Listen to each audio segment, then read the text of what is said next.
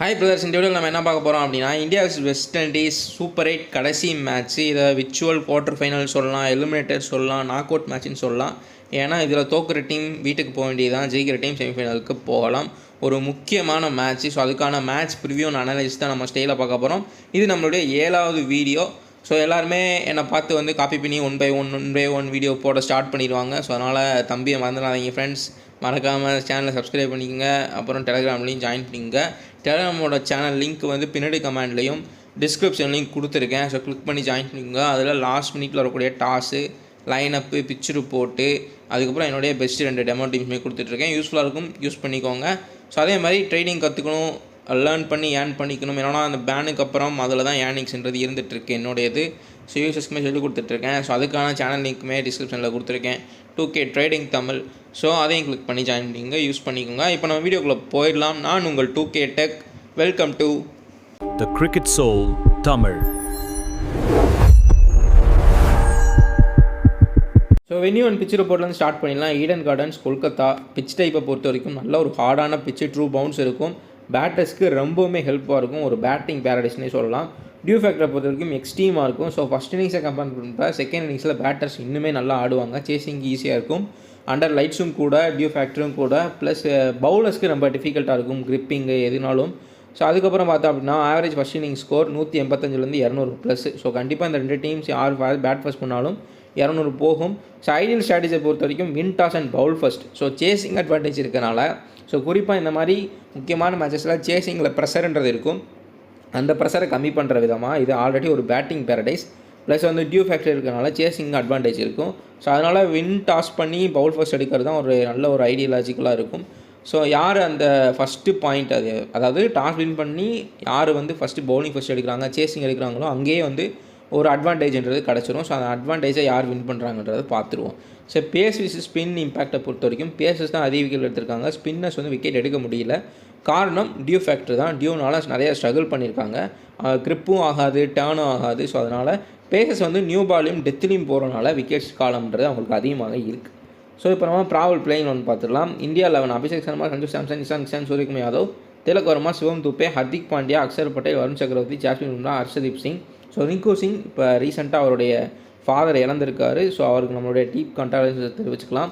So but வந்து பார்த்தீங்க அப்படின்னா இப்போது இந்த மேட்ச்சுக்குமே ரிங்கு சிங் திரும்ப வராரு, ஸ்குவாடு கூட ஜாயின் பண்ணுறாரு. மோஸ்ட் ப்ராபப்ளி ப்ளே பண்ணலைனாலும் ஸ்குவாடு கூட டீம் கூட ஜாயின் பண்ணுறாரு. ஸோ அவருடைய டெடிக்கேஷனுக்கு ஒன்றும் சொல்ல முடியாது, அவ்வளோ டெடிக்கேஷன்ஸ் வச்சுருக்காரு அவர். ஸோ இந்த மேட்ச் ப்ளே பண்ணுறதுக்கான வாய்ப்புகள் கூட இருக்குது. ஏன்னா அவருக்கு வந்து கேகேஆர் ஆடுறதுனால நிறையா மேட்ச் ஃபினிஷ் பண்ணியிருக்காரு. கொல்கத்தாவில் மேட்ச் நடக்குது, அவருக்கு நல்ல இந்த கிரவுண்ட் தெரியும். ஸோ ஃபினிஷர் ரோலுக்கு மேபி சில மாற்றங்கள் கொண்டு வரலாம், பார்க்கலாம் என்ன பண்ணுறாங்க அப்படின்னு.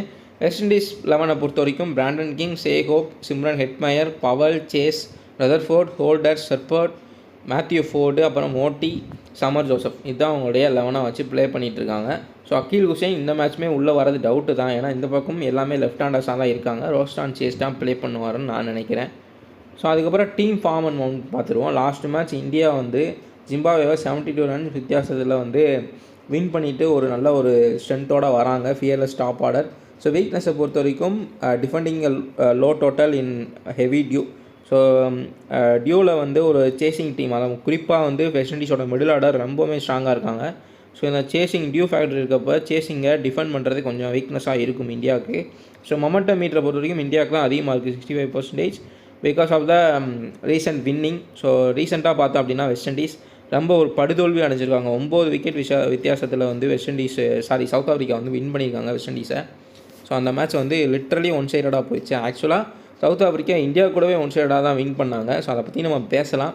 ஸோ ரொமாரே ஷெர்பர்ட் நல்லா வந்து ஃபார்மில் இருக்கார். அவங்களுடைய மிடில் ஆர்டர் தான் கொஞ்சம் காப்பாற்றுறாங்க, Holder and Romario Shepherd. So middle order நல்லா ஸ்ட்ராங்கில் இருக்குது.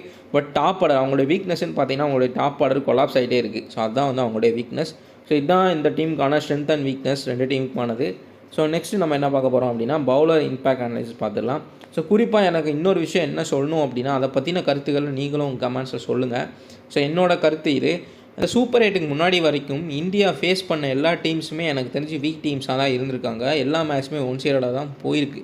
ஸோ அதான் வந்து நான் என்ன நினைக்கிறேன் அப்படின்னா, இது சூப்பர் 8க்கு முன்னாடி இந்தியா, பாகிஸ்தானு, அதுக்கப்புறம் நமிபியா, நெதர்லாண்ட்ஸ், USA. ஸோ இந்த குரூப் தான் வந்து பர்டிகுலர் லீக் மேட்சஸ் ஃபுல்லாக ப்ளே பண்ணாங்க. இந்தியாவை கம்பேர் பண்ணுறப்ப பாகிஸ்தான் கிட்டத்தட்ட லிட்ரலி வீக் டீம் தான். ஸோ அப்படி பார்க்குறப்போ இவங்க ப்ளே பண்ண எல்லா டீம்ஸுமே வீக் டீம் தான். லாஸ்ட்டாக அந்த ரைவல்ரி இந்தியா விஸ் பாகிஸ்தானில் எல்லா மேட்ச்சுமே வந்து இந்தியா தான் வின் பண்ணியிருக்காங்க. ஸோ அப்படி பார்க்குறப்போ யூஎஸ்ஏ, நெதர்லாண்ட்ஸு, நமீபியா எல்லாத்துக்கூடவும் ஒரு வீக் டீம் கூடயா ஒரு ஒன் சைடட் மேட்ச் வின் பண்ணிவிட்டு சடனாக ஒரு சூப்பர் 8 கூட ஒரு சவுத் ஆஃப்ரிக்கா டாமினேட்டிங் டீம் கூட ப்ளே பண்ணுறப்போ இவங்க அதாவது சவுத் ஆஃப்ரிக்கா வந்து இந்தியாவை ஒன் சைடடாக வின் பண்ணிட்டாங்க. ஸோ அதுதான் வந்து இங்கே கேள்விக்குறியாக இருக்குது. இப்போ வெஸ்ட் இண்டீஸுமே கொஞ்சம் வீக் சைடாக தான் தெரியுறாங்க இந்தியாவை கம்பேர் பண்ணுறப்போ. நாளைக்கு மேட்ச் வந்து ஒன் சைடடாக போனாலுமே மேபி இவங்க செமிஃபைனல் போயிடுறாங்க. அங்கே யார் இருக்கான்னு பார்த்தீங்க அப்படின்னா பாகிஸ்தான் மேட்ச் இன்னும் ஸ்டார்ட் ஆகலை. மேபி பாகிஸ்தான் வரலாம். எனக்கு தெரிஞ்ச ஸ்ரீலங்கா அப்படி அந்த ஒரு 13 ஓவரில் முடிக்க விடுறதோ இல்லை வந்து அந்த ஒரு ரன் ரேட் அடிப்படையில் பாகிஸ்தான் வின் பண்ணுறதுக்கு ரொம்ப டஃப்பு. பார்க்கலாம் என்ன பண்ணுறாங்கன்னு. ஸோ அவங்க வரலைன்னா நியூசிலாந்து, இங்கிலாந்து, அதுக்கப்புறம் இந்தியா, சவுத் ஆஃப்ரிக்கா அந்த 4 டீம் தான் இருப்பாங்க. அப்படி கம்பேர் பண்ணி பார்க்குறப்போ இவங்க செமிஃபைனலுக்குள்ளே போகிறப்போ இந்தியாவுக்கு இன்னுமே ரொம்ப டஃப்பாக இருக்குமோ. மேபி ஒரு டஃப் டீம்ஸை இது பண்ணுறப்போ அங்கே போய் ரொம்ப ஒரு ஸ்ட்ரகிள் பண்ணிடுவாங்களோன்ற ஒரு தாட்டுன்றது எனக்கு இருக்குது. ஸோ இதை பற்றி நீங்கள் என்ன நினைக்கிறீங்கன்றதை கமெண்ட்ஸில் சொல்லுங்கள். ஸோ பவுலர் இம்பேக்ட் அனாலிசிஸ் பார்த்துடலாம் ஃபஸ்ட்டு. ஸோ பும்ரா பொறுத்த வரைக்கும் எந்த ஒரு ஃப்ளாட் ட்ராக்காகவே இருந்தாலும் அவங்களுடைய சீட் கோட் பும்ரா தான். ஸோ அவருடைய இம்பேக்ட் கிரிட்டிக்கலாக இருக்கும். கண்டிப்பாக வெஸ்ட் இண்டீஸ்க்கு எகென்ஸ்டாக இருக்கும் கண்டிப்பாக. ஏன்னா டாப் ஆர்டர் ஏற்கனவே கொலாப்ஸ் ஆகிட்டு இருக்காங்க. ஸோ பும்ராவை யூஸ் பண்ணால் கண்டிப்பாக, அதுவும் பும்ராவை ஒரு சேவ் பண்ணி ஒரு 2 ஓவர் டெத்தில் வச்சுக்கிட்டாங்க அப்படின்னா அவங்களுடைய ஸ்ட்ராங்கஸ்ட் மிடில் ஆர்டர்ஸையுமே கண்ட்ரோல் பண்ண முடியும். ஸோ பும்ரா இந்த மேட்ச்சுக்கு ஒரு கீ பிளேயராக இருப்பார். ஸோ இந்த பக்கம் பார்த்தீங்கன்னா மேத்யூ ஃபோர்ட். ஸோ அவர் வந்து பவர் பிளேயில் கிட்டத்தட்ட 2-3 ஓவர்ன்றது போட வைக்கிறாங்க. ஸோ அவருமே கொஞ்சம் விக்கெட்ஸ் எடுத்திருக்காரு. நியூ பாலில் ஸ்விங்குமே இருந்திருக்கு. ஈடன் கார்டன்ஸில் ஓப்பனிங்கில் நியூ பாலில் கண்டிப்பாக ஸ்விங்குன்றது இருக்கும். ஃப்ளாட் ட்ராக்காகவே இருந்தாலும் ஃபஸ்ட்டு ஒரு 2 ஓவர்ன்றது ஒரு கொஞ்சம் டிப்பிக்கல்ட்டாக தான் இருக்கும்.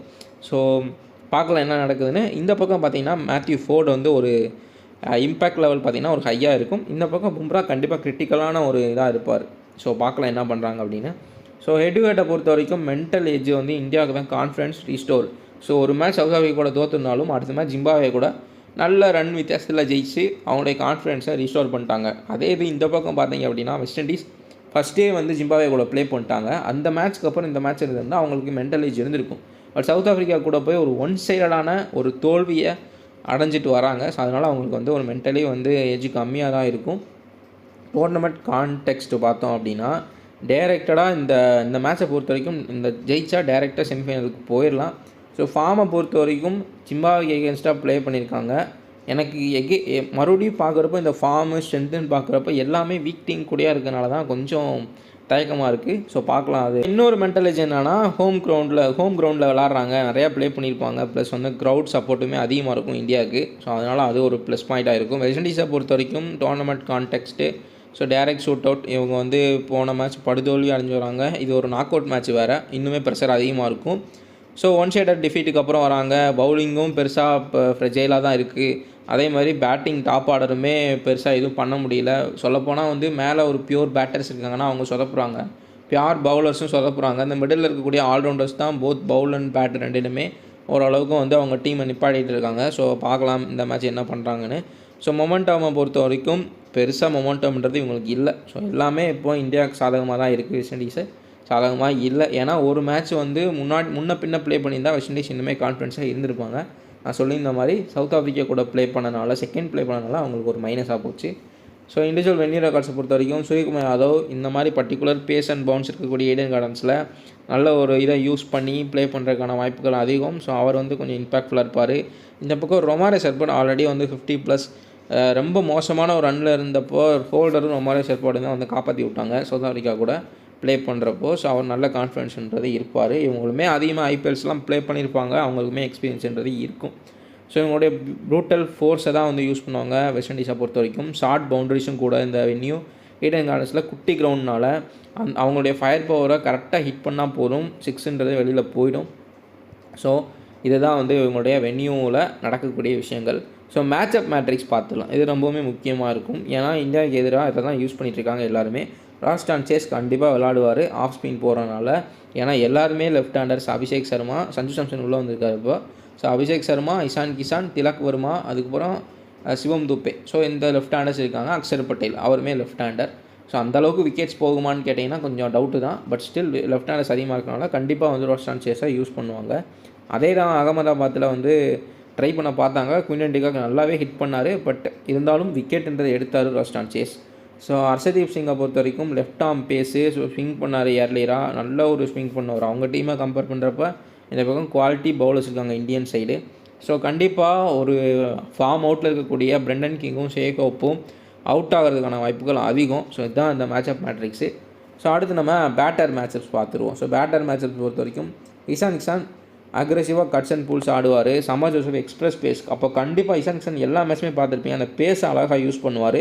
சமர் ஜோசஃப்மே வெறும் ஒரு ஃபாஸ்ட் பவுலராக மட்டும்தான் இருக்காது. எப்படி சொல்கிறதுனா அவருக்கு வந்து ஸ்லோவர் ஒன்ஸோ கட்டர்ஸோ எதுவுமே போட மாட்டாரு. நானும் சில மேட்சஸ் நோட் பண்ணேன். எப்படி அடித்தாலும் பேட்ஸ்மேன் அடிச்சுட்டே இருந்தாலும் ஃபுல் பேஸில் தான் பால்ன்றது போடுறாரு. அப்போ இஷான் கிஷானுக்கு நல்ல ஒரு ப்ளஸ் பாயிண்ட்ன்றது இருக்குது. ஸோ அதனால் இஷான் கிஷான் இந்த மேட்ச் சமர் ஜோசப்க்கு எகேன்ஸ்டாக ஹை ஸ்கோர் பண்ணுறதுக்கான வாய்ப்புகள் இருக்குது.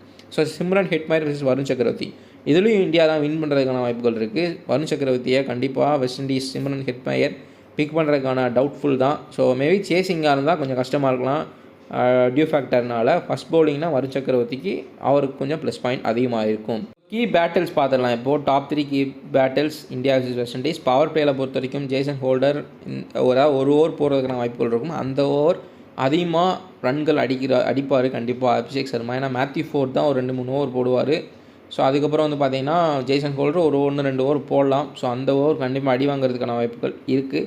So Hardik Pandya vs Moti. So மோட்டியை பொறுத்த வரைக்கும் left arm spin drop. So Hardik Pandya வந்து நல்ல ஒரு ஃபார்ம்லேயே இருக்கார். ஜிம்பாப்வேக்கு எதிராக ப்ளே பண்ணி நல்லா ஃபார்முக்கு வந்துட்டார். ஸோ அதை யூஸ் பண்ணுறதுக்கான வாய்ப்புகளும் இருக்குது, பார்க்கலாம். ஸோ ஸ்பின்னையுமே ஹர்திக் பாண்டியா நல்லாவே ஃபேஸ்ன்றது பண்ணுவார். ரோமன் பவல் vs ஜாஸ்மின் பும்ரா. ஸோ ரோமன் பவல் ஜிம்பாப்வேக்கு எதிராக பயங்கரமாக ப்ளே பண்ணார். பட் பும்ராவுக்கு எதிராக கண்டிப்பாக அது நடக்காது. ஸோ டெத்தில் வந்து அவர் ஹிட் பண்ண பார்க்குறப்போ ஆக்சுவலாக டெத்தில் வந்து ரொமாரியோ சர்போடும் ஜேசன் ஹோல்டரும் ப்ளே பண்ணுற மாதிரி தான் இருக்கும். இஃப் இன்கேஸ் மேட்ச் வந்து இந்தியாவுக்கு ஒன் சைடாக போனால், அப்படி இல்லைனா ரோமன் பவலுமே பேட்டிங்கில் இருக்கிறதுக்கான வாய்ப்புகள் இருக்குது. ஸோ அப்படி பண்ணுறப்போ டெத்தில் வந்து ரோமன் பவலை கண்டிப்பாக விக்கெட்டுன்றது ஜாஸ்மின் பும்ரா தான் எடுப்பார். ஸோ இந்தியாவுக்கு ஃபேவரபுளாக தான் இருக்குது. ஸோ பார்க்கலாம். ஆனால் என்னை பொறுத்த வரைக்கும் மேட்ச் ஒன் சைடாக போனால் அது வந்து ஒரு பார்க்குறதுக்கு நல்லாவே இருக்காது. இது வந்து ஒரு எலிமினேட்டர், ஒரு குவார்ட்டர் ஃபைனல்ன்றப்போ அதுக்கு எனக்கு மட்டும் கிடையாது, இன்னொரு முக்கியமான பாயிண்ட்டும் இருக்குது. வெஸ்ட் இண்டீஸ் கண்டிப்பாக கொஞ்சம் டஃப் கொடுக்கணும். அப்போனா தான் வந்து இந்தியன் டீமுக்கு அடுத்து செமிஃபைனலுக்குள்ளே போகிறப்போ அது கொஞ்சம் வந்து ஒரு மென்டாலிட்டியாக வந்து ஒரு இது இருக்கும்.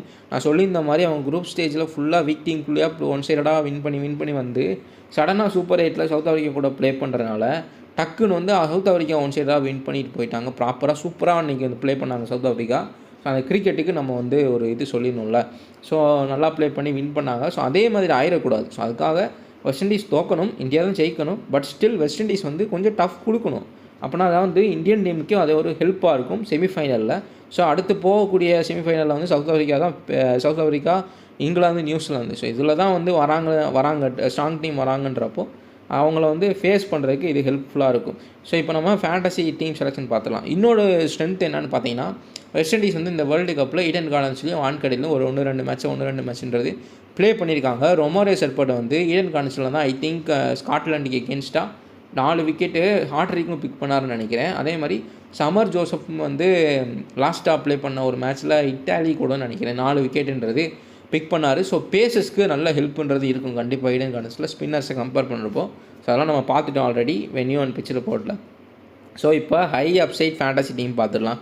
Ishan Kishan, Shai Hope, Suryakumar Yadav, Abhishek Sharma, Shimron Hetmyer, Hardik Pandya, Jason Holder, Romario Shepherd, Bumrah, Arshdeep Singh, Varun Chakravarthy. Bumrah vice captain வந்து சூரியகுமார் யாதவ்.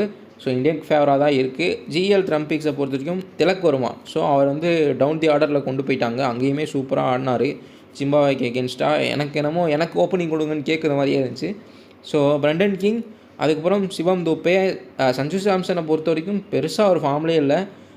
குட் ஸ்டார்ட்டு, அதுக்கப்புறம் எகெயின் ஃப்ளாப்பு, குட் ஸ்டார்ட்டு, அதுக்கப்புறம் எகெயின் ஃப்ளாப்பு. அதே இன்னொரு விஷயம் நீங்கள் நோட் பண்ணிங்கன்னா, அவர் ஃபேஸ் பண்ணுற ஒவ்வொரு பாலுமே அவரும் எங்கே அவுட் ஆயிடுவோமோன்னு பயந்து ஆடுற மாதிரியே இருக்குது, நம்மளும் பயப்படுற மாதிரி இருக்குது. எங்கே அவுட் ஆகும், ஒவ்வொரு பாலுமே இந்த பால் அவுட் ஆயிடுவாரோ அந்த பால் அவுட் ஆயிடுவாரோன்ற மாதிரி பயந்து தான் நம்மளும் பார்க்குறோம். அவருமே அப்படி தான் ஆடுறாருன்னு நான் நினைக்கிறேன். ஸோ அதையுமே கமெண்ட்டில் சொல்லுங்கள். சிவம் துபே, அதுக்கப்புறம் மேத்யூ ஃபோர்ட். சிவம் துபே நீங்கள் ரிஸ்காக ட்ரை பண்ணலாம். இன்கேஸ் நீங்கள் வந்து வெஸ்ட் இண்டீஸ் டஃப் கொடுப்பாங்க, ஒன் சைடாக போகாதுன்னு நினச்சிங்கன்னா சிவம் துபேவை நல்லாவே ட்ரை பண்ணலாம், ஒர்க் அவுட்ன்றது ஆகும். மேத்யூ ஃபோர்ட் இந்த மேட்சை பொறுத்த வரைக்கும் ஒரு லோ ஓனர்ஷிப்பாக தான் இருப்பார். அவருமே ஏர்லியராக வந்து விக்கெட்ஸ் எடுக்கிறதுக்கான ஒரு பாசிபிலிட்டி இருக்குது. சஞ்சு சாம்சனுமே பெருசாக ஃபார்மில் இல்லை. அபிஷேக் சர்மா போன மேட்ச்சு 50 அடிச்சுட்டு அவுட்ன்றது இருக்காது. இன்னுமே ஒரு சாலிடான ஒரு இது வர கிடையாது. ஸோ பார்க்கலாம் எப்படின்னு. கேப்டன் அண்ட் ஒய்சி ஸ்ட்ராட்டஜி பார்த்துருவோம். Due factor decides. ஸோ இந்த மேட்ச் அப்படி தான் போகும். ஸோ இந்தியா பவுல் ஃபர்ஸ்ட் பண்ணாங்க அப்படின்னா சூரியகுமார் யாதவ் சேசிங்கில் கேப்டனாக போட்டுக்கோங்க. வைஸ் கேப்டனாக ஜாஸ்மின் பும்ரா, டெத்துலேயும் பவர் பிளேலையும் போடக்கூடிய பும்ராவை போட்டுக்கோங்க. ஸோ அதுக்கப்புறம் வந்து bowling first west Indies bowling first பண்ணாங்க, வெஸ்ட் இண்டீஸ் சேஸ் பண்ணாங்க அப்படின்னா கிஷானை வந்து கேப்டனாக ட்ரை பண்ணுங்கள். ஏன்னா அவர் பேஸை வந்து சூப்பராக வந்து யூஸ் பண்ணுவார். அதே மாதிரி நல்ல ஒரு ஃப்ளோவில் இருக்கார். அவருக்கு 6 அடிக்கிற மாதிரியே தெரில, டக்குன்னு தூக்கி விடுவார், வெளியில் போயிடுது.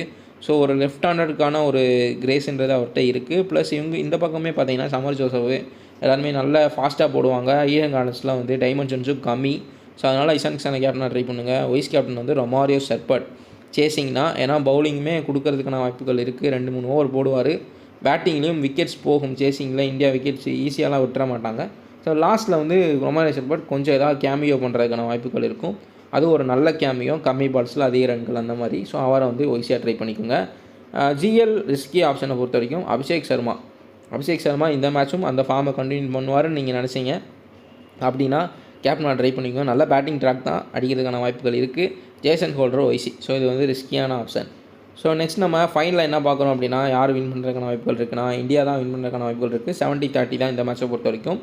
ஸோ ரொமாரியோ ஷெர்பட், ஜேசன் ஹோல்டருமே இந்த மேட்சஸ்லாம் ப்ரீவியஸ் மேட்சஸ் காப்பாற்றிட்டு இருந்திருக்காங்க. அவங்க வெஸ்ட் இண்டீஸ் ஜெயிக்கணும் அப்படின்னா அவங்களுடைய பியூர் பவுலர்ஸ், பியூர் பேட்டர்ஸ் வந்து பர்ஃபார்மன்ஸ் பண்ணணும். இந்தியா நல்லா ரேஞ்சில் வின் பண்ணணும் அப்படின்னா அவங்களுடைய டாப் ஆர்டர் வந்து கொஞ்சம் ஒரு ப்ராப்பராக ஆடணும், விக்கெட்ஸ் அதிகமாக விடக்கூடாது. ஸோ இந்த மாதிரி வந்து கேட்டகரிஸ்லாம் இருக்குது. பட் ஸ்டில் இந்தியா தான் ஸ்ட்ராங்காக தெரியுறாங்க. பார்க்கலாம் என்ன ஆகுதுன்னு. பட் நான் சொல்லி இந்த மாதிரி இந்த மேட்ச் ஒன் சைடாக போகக்கூடாது. அது வந்து இந்தியாவுக்குமே நல்லது கிடையாது. ஸோ நீங்கள் என்ன நினைக்கிறீங்க அதை பற்றின்றதை கமெண்ட்ஸில் சொல்லுங்கள். நம்ம வீடியோ பிடிச்சா லைக் பண்ணிடுங்க, ஷேர் பண்ணிடுங்க. எதுனாலும் கமெண்ட்ஸில் சொல்லுங்கள். நம்ம சேனலை மறக்காமல் சப்ஸ்கிரைப் பண்ணிடுங்க. அதே மாதிரி நம்ம டெலகிராம் சேனல்லையும் மறக்காமல் ஜாயின் பண்ணிக்கோங்க. The cricket soul Tamil. டிஸ்கிரிப்ஷனில் லிங்க் கொடுத்துருக்கேன், பின்னாடி கமெண்ட்டில் லிங்க் கொடுத்துருக்கேன். நம்ம நெக்ஸ்ட் வீடியோவில் பார்க்கலாம்.